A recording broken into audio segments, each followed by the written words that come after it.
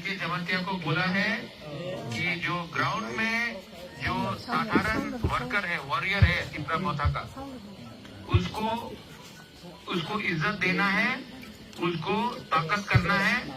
और सीके जमातिया जीतेगा तो वो सिर्फ एमडीसी नहीं रहेगा।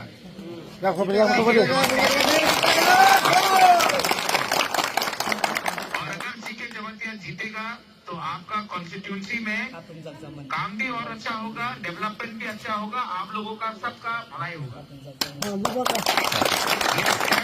IAS ऑफिसर है, स्पीकिंग IAS ऑफिसर, और इसको हमको मतलब कि जिसको गवर्नमेंट ने, मानिक शाह ने जानबूझ के चांस नहीं दिया, क्योंकि ये तिपरासा के लिए बात कर रहा था।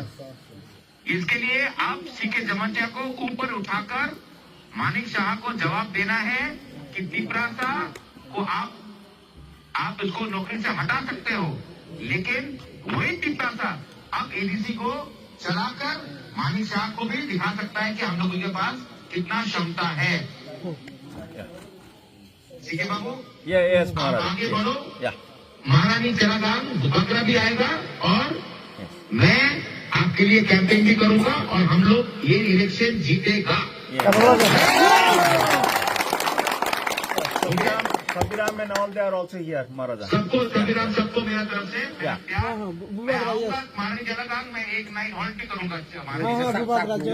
Yes. Most welcome. Okay, God bless you.